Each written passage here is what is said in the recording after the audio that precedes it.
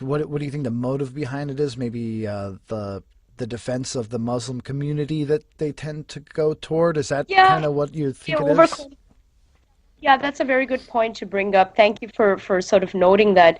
That is definitely an overcompensation in that, because on this narrative of, I think the right, uh, this is fodder for the right. They can just pull the left out, tear it apart.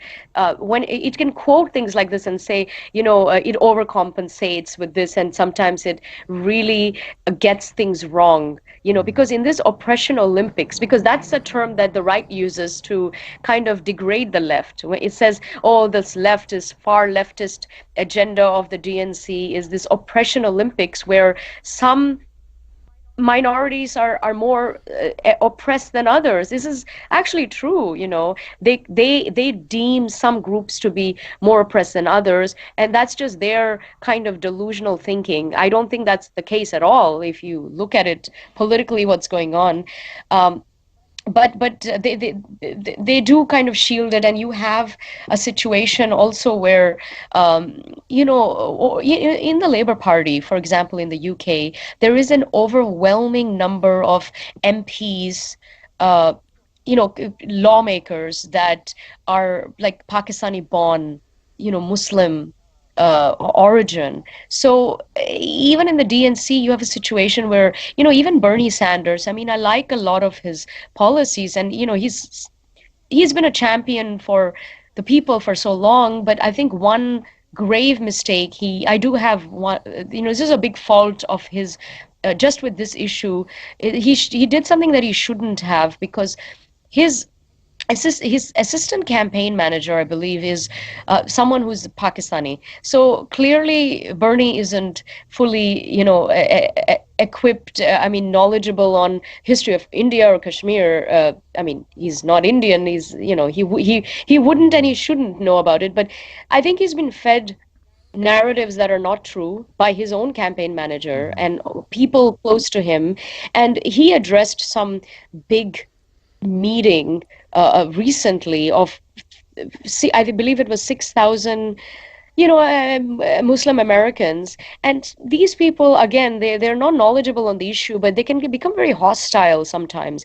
They vote as a bloc, and they claim to be very kind of oppressed and all that, but you see their act, like, people like Linda Sarsour and all that. I mean, I don't know what your views are on her, but I mean, she can be so she plays the victim, I believe, but I mean, she's very assertive in a lot of ways, kind of very aggressive, and you look at Indians or you look at Hindus as a people, they're very passive. They're not very good at defending themselves. They're not aggressive. They're not terrorizing. In fact, they become a soft target for terrorists Hmm. and for invaders. That's why India as a nation was invaded so easily, because they just welcomed everybody, and they're all this kind of dharmic notion of true secularism where they actually respect all faiths. However, a lot of other faiths don't respect them, or they don't give them the respect, mutual respect that they deserve. So we have a situation where Bernie Sanders addressed this group of American Muslims, and he was saying things like Indian government, I don't like its actions in Kashmir, not knowing some of the history that I shared of what what happened, what is going on, how this is a good thing, how it removed Kashmir's status as an apartheid state rather than turned it into one. So that was not cool, and I think there was a lot of pushback. Indian Americans, it's a tiny group, but they're the most educated and wealthiest, and they do have a lot of influence. They've traditionally voted Democrat overwhelmingly, and sometimes I wonder, this kind of DNC policies, a lot of them have not favored them, and they continue to do it because they want to be known as, because India is traditionally very liberal, very open, tolerant society, so they feel that they relate more to democratic Hmm. principles. But I think there's a lot of subversive elements with the DNC that they need to really wake up and look at and smell the coffee, because I think this is not okay what Bernie did, and he is facing pushback. I think a lot of Indian Americans are very turned off by some of the things that he said. Also, they're not. It's not accurate. It's not without knowing what's going on there. He made flippant remarks. Mhm. So, so that's, I think, it's also who they're listening to. Some of these people, they need to speak to actual historians or speak to your counterparts in India who are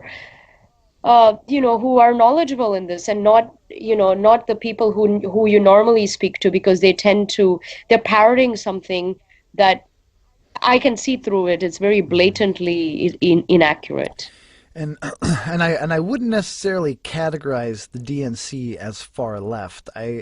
I personally consider them very centrist, and Yep. just kind of the other side of the political establishment. There's the two sides of the political establishment, in my opinion, and they're just the more liberal side of it, just to Yes. appease the masses as far as having a liberal option. But as far as the gaffe that Bernie made there, I did hear about that, and it does make sense that if his one of his people's from Pakistan, they may have a skewed opinion on that, and also Bernie himself is a champion of civil rights, and he may have misinterpreted that as Yes. a civil rights thing, and that's not the only gaffe Yeah. I've heard of Bernie recently, where he also Yeah. continues to kind of push the narrative of Russian interference in the previous election, which has been Yes. kind of thrown out the That's been window. refuted. I think Um, Russiagate, I mean, I must say, I mean, we both agree, and I think I mean, even a lot of Democrats have refuted Russiagate, right? And mhm, also some of the stuff that, okay, as Israel Palestine, that's a very touchy topic, especially for Americans. But I mean, there is a lot of terrorism both ways. You have to call out on Hamas as well. You have mhm. to call out on human shields. You have to also call out on the violent ideology and terrorism that comes, from the other side. You can't just make one party the big bully here, which I've some factions of the DNC, I feel that I hear that from them, and I think it's very dangerous to do that. I think you should do your Mhm. historical research and know, again, similar to Kashmir, because that Israel Palestine issue also has a history. There is also fact there, and I mean, there's a lot more to it that meets the eye rather than just saying, hey, we need to boycott this or that. There's more to it. I think you need to call out on terrorism on both sides. And I think that does speak to the job of the presidency. That it's kind of a ridiculous scenario where you put one person in Yes. charge of 300 million people, and he's supposed to, Yes. or he or she is supposed to know and be involved and be knowledgeable and have a coherent opinion on everything. So I Yeah. think that could be, as far as all of the gaffes that any of the presidential candidates make, if those are Yes. the worst that Bernie has made, I still think that that's probably the least that I would have to worry about Yeah. in as far as choosing a presidential candidate, because there is definitely the heart of what that Yes. movement is about.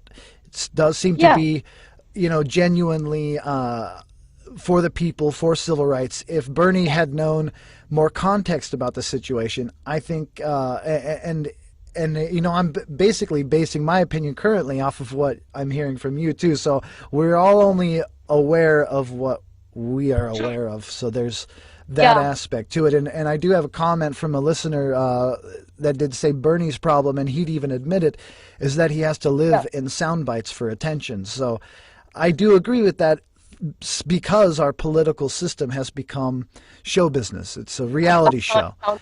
Um, No, I agree with you that if that's the worst gaffe, it's not that bad. However, I think it exposes a greater uh, something more malicious that's happening, where you have people who are trying to not look at the facts, I mean, this issue of this Kashmir thing, it's a non.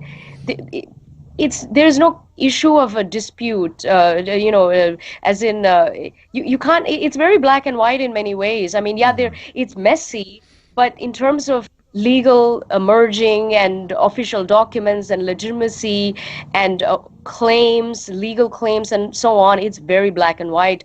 And the UN or any foreign entity will overwhelmingly say one is correct and the other is wrong. So you can't, I mean, he needs to be, also, I think it's a bit pandering to a big, because I think, the Muslim sort of American vote, they vote as a bloc and they have become, I think the left or the DNC, it looks upon them as a vote bank, and it's not good to do that because then you will pander to them and you will say and do things that are not correct. Like in this case, it's not. Not only was it not accurate, but it was also very. At me as an Indian and as a, someone who knows about what happened, it's very reckless and it's not okay. Right. I Yes. Yeah. mean, And yeah, I do agree with you in that case that the yeah, context should be there before you make yes. a statement. A sensitive issue, very sensitive issue. Yeah. Yes. And as far as the nationhood of Kashmir and Pakistan and all these areas, Yeah. and it does seem that there is that animosity between them, and that kind of speaks to the rise of nationalism, or that the nationalism has always been there, uh, and the rise of populism around the world. And do you think, or why do you think nationalism has become a dirty word? Do you what are your Yeah, feelings I about do. nationalism? I do think it's become a dirty word, but just to touch on one thing you said, why is there so much animosity between the India and Pakistan? It's a great question, fantastic question. I would disagree with the question itself. I don't think that the animosity or the venom is it. I don't think it stems from two parties towards each other. I think we have a situation where in 1947 there was a separation where India kind of broke into a Muslim majority state called Pakistan and a Hindu state called India, which is secular and democratic. And India moved on from 1947, right? It moved on from that separation, looked ahead to the future, and today it's the third largest economy in terms of PPP. It's the I guess, I mean, it's a world leader in terms of so many things. Its space program is arguably the second best in the world after NASA. And its export to the world is, guess what? Spirituality and yoga. And it's a country, it's the only large nation in the world, I think, that in its entirety has never invaded any other country. It has never actually waged a war or attacked or invaded any country in its eight, 5, 6, 7, 8,000 year history. Even back in the day, it has always been attacked, invaded, colonized, occupied, and of course it had to fight them, but it never instigated anything. So that's the nature of India, and predominantly a kind of a dharmic, kind of Hindu framework. But then you have a situation on the other side that since 1947, I think they have no real identity because their identity really is what they're not. Their identity is we're not India, we're not Hindu, and but what is the Pakistani identity? Its export to the world is cross-border terrorism, nuclear programs, and training and uh, giving and coddling terrorists. I mean, don't forget the 9/11 hijackers were trained there. Osama bin Laden he was given refuge in Pakistan. And I think what bugs me with US foreign policy is, and they know all of this. This is when I bring up the same question of they're either clueless or they know what's going on, but they still choose to go ahead with this because they have been giving billions of dollars in aid to Pakistan forever. These billions never go into development. It is a highly rural, underdeveloped country with, it's the So General Mattis recently came out with an explosive report and statement uh, just a few weeks ago saying that it is the most dangerous country in the world. I Some people say Iran is, I actually disagree. I think with Iran, it doesn't have nukes, and it doesn't have this direct connection to 9/11. I mean, if 9/11 was your greatest catastrophe, terrorist attack on your soil, you'd have to look at what elements were a part of it. And so the billions go towards their nuke program and also towards their army, their military. They have 45,000. This is their own prime minister telling Trump, this was on record. He said, we have, oh, I think we have 45,000 open terrorists in our country, in Pakistan. That's how many he chose to disclose. I mean, I can only imagine how many thousands he didn't want to mention. I'm sure it's a lot more than 45,000 if that's what he's willing to concede. And they have terror training camps. They have ISIS, Al Qaeda terror training camps.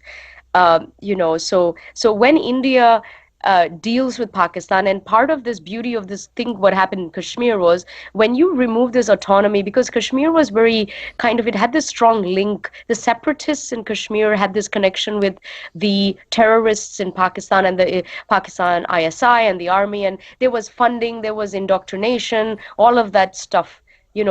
Arms, they were smuggling terrorists into Kashmir and all that jazz. Hmm. So when you sort of get rid of the special status, you almost cut off that feeding hand. So it's better for curbing terrorism in a way. I think Hmm. that's the biggest victor in this recent Kashmir, the change, removal of 370 is, I think, world peace wins Hmm. because just the terrorists, their sort of their reach has been reduced a little bit. So that was the question about the animosity is not both ways. It's one party just constantly bombarding the other with hate, venom, and their the official motto is a very famous uh, term. It's called "Bleeding India by a thousand cuts." That's their official motto. So Hmm. that's that they run that. So as a nation, that's who they are, and sadly, that's it kind of seeps in. So you meet Pakistanis in America or the UK or whatever. Sadly, a lot of them still I think they've been taught that in schools, and hate the Hindu, hate India, and we are not taught that. We're actually, it's the opposite.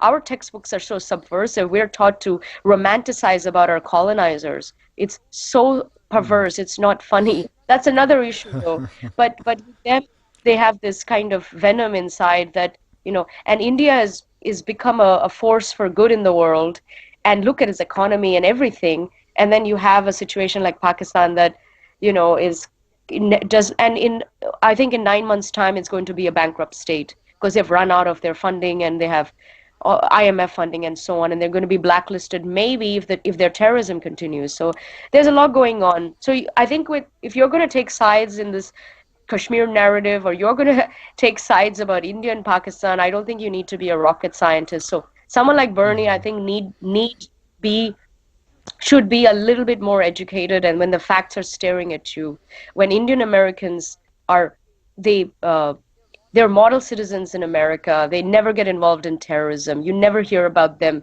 locked Hmm. up doing anything wrong, drugs, nothing. They work hard, they pay their taxes, they are the doctors and the PhDs and the professors, and just stay out of people's way and are very respectful of Christians and other religions.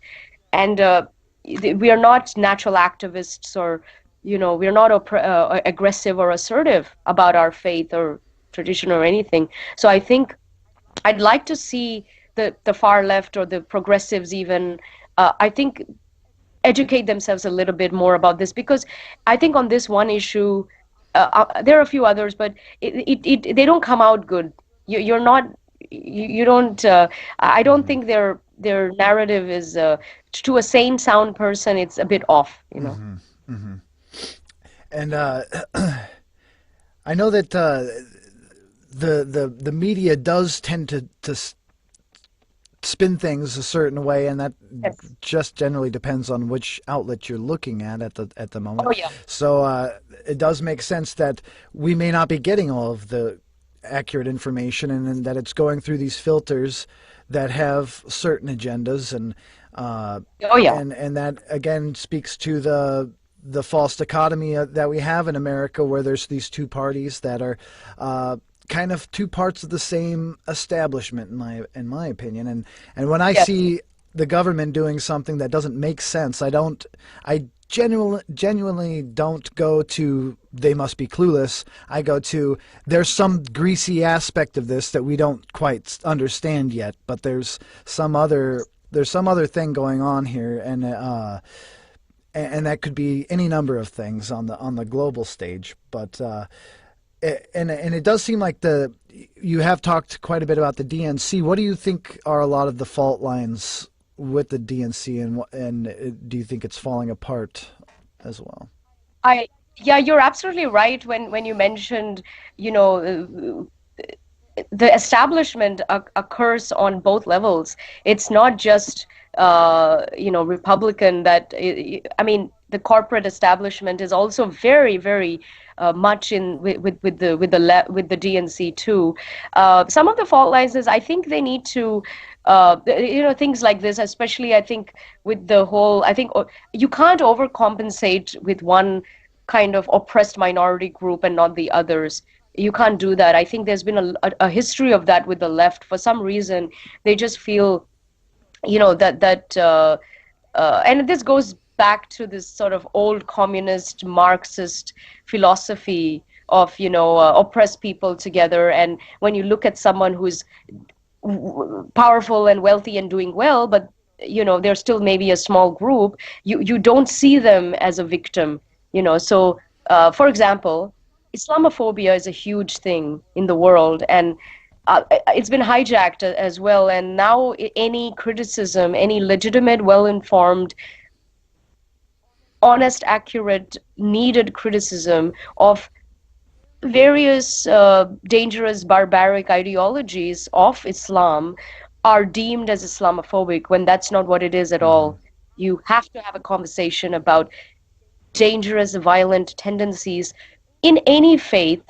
Uh, it, these tendencies have existed across the board, right? I think there's violence that has come from organized religion for millennia, Mm-hmm. but some of them had reforms and so on. And I think when you look at the global landscape of terrorism, uh, it's coming from one place more than another. And I think you need to really take an honest look. I think they need to just educate themselves more and, of course, be for the people. No one should uh, you can't hold a group responsible, Mm-hmm. but you have to be very clear about what's going on, because I think there are people hijacking this, and in the name of Islamophobia, they are kind of shutting down very necessary conversations that Mm-hmm. need to happen if you want global peace. I mean, mutual respect is a big thing. Mm-hmm. You have to respect other faiths. And when we get into religion, I'll talk a bit more about this, because this is a really dangerous facet, of some organized religions, where they don't seem to have mutual respect for another to practice whatever faith they desire. It's not about you're Mm-hmm. right and the other person is wrong. So they are, and tribalism is happening. I'm noticing that a lot. Also, I think there is a thin line about, you know. Look, immigration again has become a dirty word. Immigration is, I'm an immigrant. Anyone who came into this country, uh, I guess lawfully, is an immigrant. People who unlawfully enter the country, they're not immigrants in that way. I mean, if they've lived here for a long time and they've been good citizens and good people, of course they can apply for that. And the U.S. has some steps for that. But I think firstly, there's no such thing as illegal immigrants. That word is a non-entity. If you're an immigrant, you're not illegal. And if you're illegal, then you're not really an immigrant. So you have to, Mm-hmm. it's illegal aliens or undocumented aliens or unlawful, people who came in.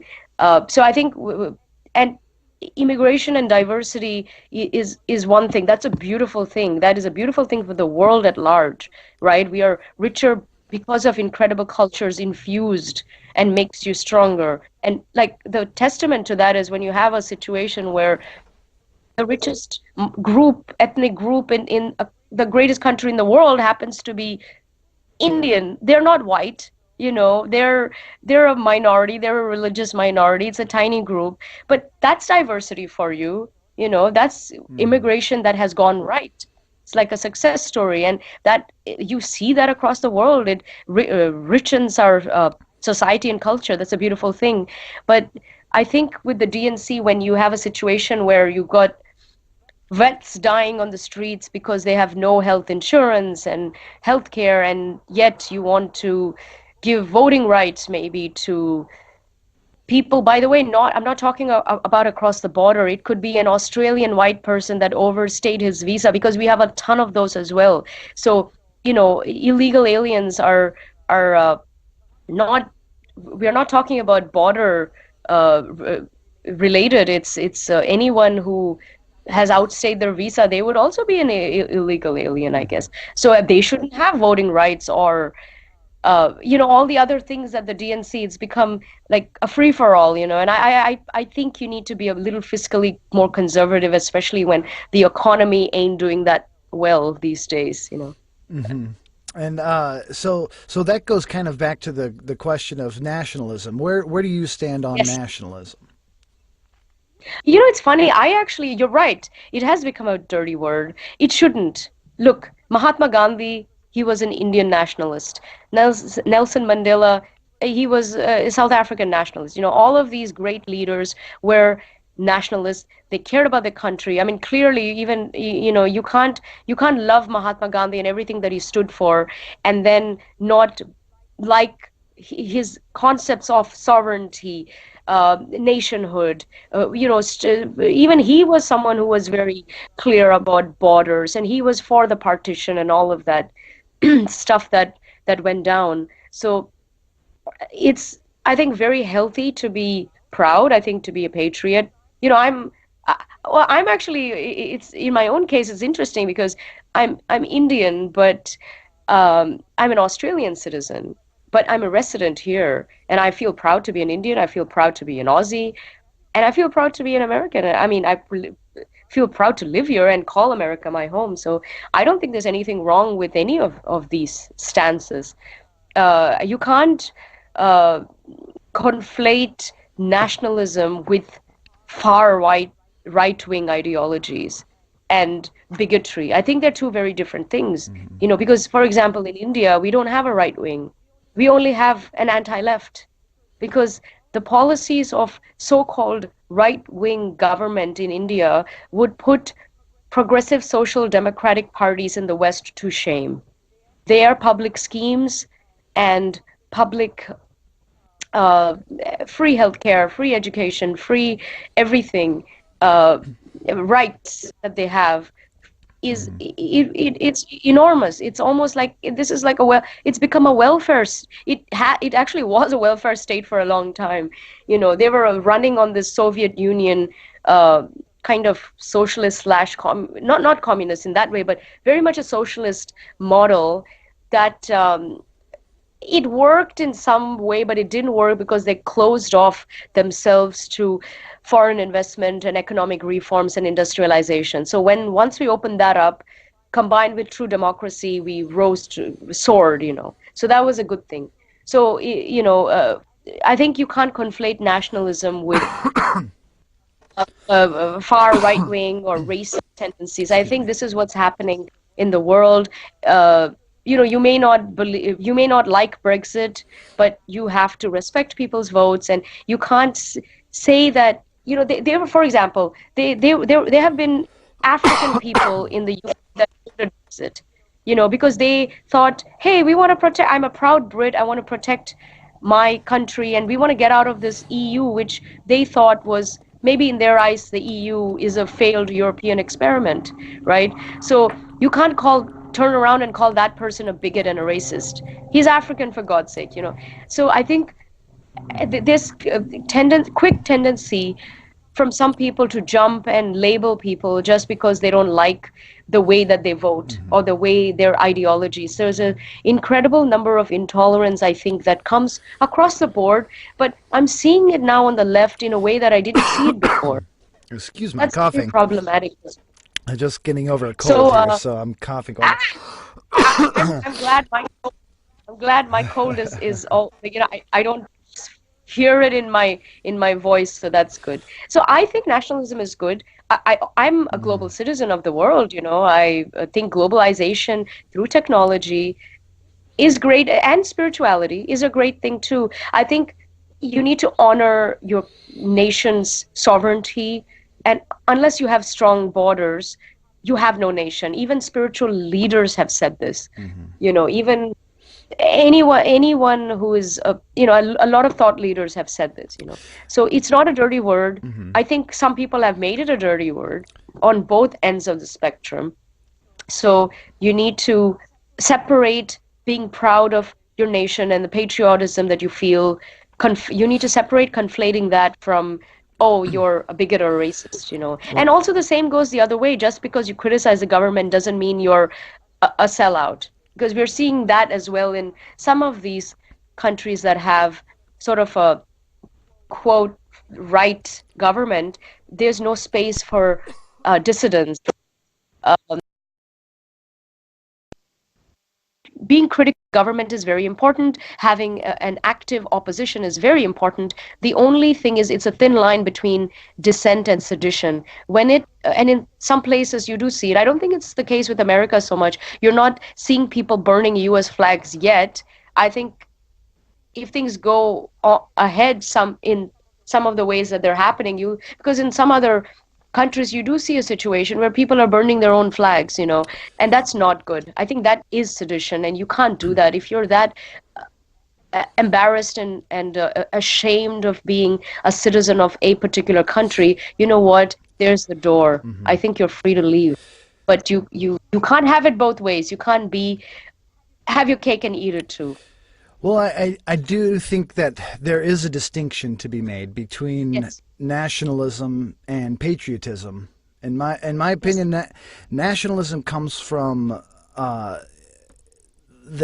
there's a lot of context too, and a lot of different Yes. contexts nationally and globally where it means different things. And I think that nationalism has been a thing of supremacy in many cases, and that's the kind of nationalism we're seeing a lot in the U.S. at the current moment. And I mean, I have seen flags being burnt, U.S. flags being burnt online and whatnot as well. So I mean, that has Yes. people standing on the flags. Goes both ways. That has happened for a while now as well. But I do think that a lot of common sense has to be brought into the conversation, and that the DNC and the establishment left doesn't Yes. represent the progressive left or the people of that group, because a lot of the things that they are saying and proposing about, like letting everyone vote no matter who it is, or something. Some of those Yeah. things don't make a lot of sense, and it seems like it could be to garner votes and pander possibly. But I think like a lot of those things, the progressives don't necessarily all agree with either. So there's some pluralistic ignorance where people think that they're all on the same page, but individually and Yeah. anonymously they're not. And I personally align more with somebody like Jimmy Dore, who's a foul-mouthed Yeah, I love comedian, him. I love him. and It's awesome. Yeah. I think he's someone like him and someone like me who doesn't really fall in line with the Democratic All establishment of the yes, yeah, and all of the left policies and and so all of on. the left You policies. Right, you have to look at each one and look at their yeah. efficacy, and if they make sense in reality, since that's the plane that we all exist on. Uh, but the thing about nationalism and patriotism is that you can be disgusted with your own country. I think that's a legitimate feeling that a lot of people have, and myself included sometimes. I love Yeah. America. I love the Yeah. idea of America, the freedom that we aspire to, Yeah. and the democracy, and it's technically a republic, but we aspire Yeah. to democracy. But I think that if you don't have a scrutiny for your own country Yes. and put yourself on the same shooting or shooting gallery that you would put any other country on to say these are the Yeah. faults, these are the things we need to fix, then I think that's the opposite of what a patriot would do. That's more Yes. somebody who is just conforming and falling in line Yeah. and becoming part of how Nazi Germany became what it was. It Yeah. was a nationalist socialist party, so they were That's right. socialism tempered People with don't know that. nationalism. They all say, "Oh, it was, far right." No, it wasn't. It was a national socialist, probably secular, for all you care, party that turned on But itself. far right means authoritarianism. It doesn't necessarily mean Yeah. socialism Yeah. is left. Yeah. So a Yeah. Yeah. socialist party can be a right party if they are authoritarianist. That's true. And Yeah. so when we're looking at like a guest I had a few episodes back, Fatali Mogadam, was talking about how dictatorship evolves Yeah. and all those sorts of things. And when you have this uber nationalism that kind of makes people blind of their own sins, then you can have people Yes. doing horrible things because of this animosity towards other foreign bodies. And Yes. when the in my opinion, when the global current technological modern world where the whole of the earth has shrunk because of technology, and we're seeing what the other side of the world is talking about, and we're interacting on this lightning speed interface, we can see a lot more of the things that we don't agree with and that we do agree with. But uh, I kind of went off on a tangent there and forgot what I was. I just wanted to add, you actually brought up a great point. Nationalism means different things to different Right. nations. It Nationalism in America is maybe made in America, make America great again, America or America is first the great is what I always think America of. first. And nationalism in India is not make India great again. It's not made in India. It's Hmm. not India first. For us, especially for us, it's a very peculiar situation because we had 1,000 years of colonization. Not just the British were they.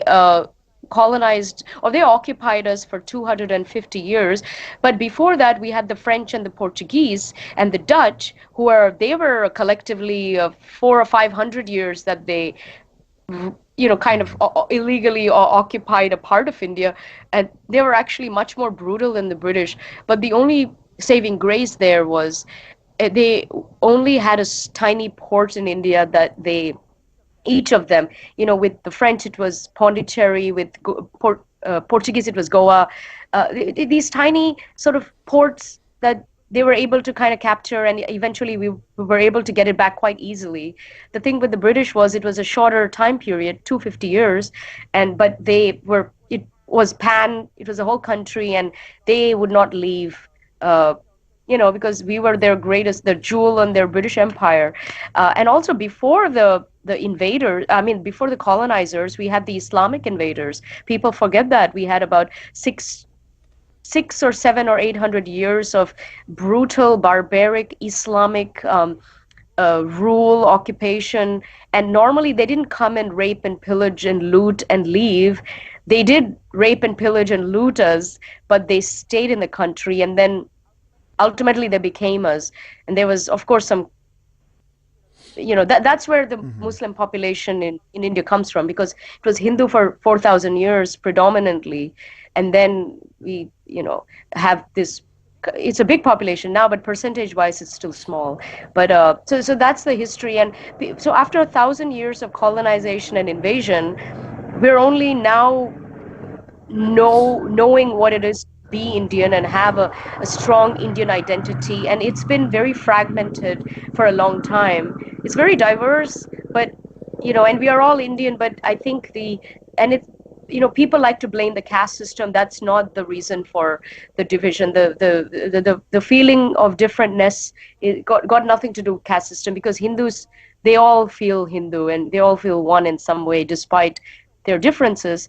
But it's this some of this religious stuff that has happened because one group doesn't want to live with another, or Mm-hmm. they think that they're so different, and it's more regional Mm-hmm. than anything else. So nationalism to us is to India is a good thing because we don't have a Indian identity, even though it's the oldest civilization in many ways, and you know we should, and it's going to be the most populous country in a few years. I mean, we really ought to get our act together, I think, and have one common identity of being Indian, no matter what your creed, religion, whatever, where you're from, your language, and be proud of that, and just appreciate, I think, because Mm-hmm. after 60 years of dynast corrupt uh, political rule, we finally have a good government that puts India first. And this may be there's a lot of people who can't understand this. People who write these smearing headlines about Mm-hmm. India don't know about this, and they don't look at it from this angle. And they're really being very disingenuous when they want to write about India without understanding Indian identity and Indian history. Mm-hmm. And then we have a small group of sellouts. I mean, they are like the champagne socialists. They are the we call them libtards. I mean, they hate their own culture. They identify with this colonized idea of India. They have a colonial hang up. And sadly, they have run the media houses and some of the top universities forever. So all the top English newspapers in India, they pump out these kind of anti-India smear. I mean, Mm-hmm. it's so perversive and subversive. It's worse. The New York Times are tame compared to them. The sort of the anti-India sentiment that they have, yet they're Indian. It's so Mm-hmm. ridiculous, and it goes beyond criticizing government. It's clear out and out, this is bad, Mm-hmm. and it's very terrible, and it's not good. So I just wanted to note that nationalism means different things for different people. Right. And in some countries, like India, for example, it's a good thing. And it's something that we haven't had ever. And we're only finally kind of finding our footing. Yes, we'll fall and get up, but I think we're moving in the right Mm-hmm. direction. And that's important for such a large nation.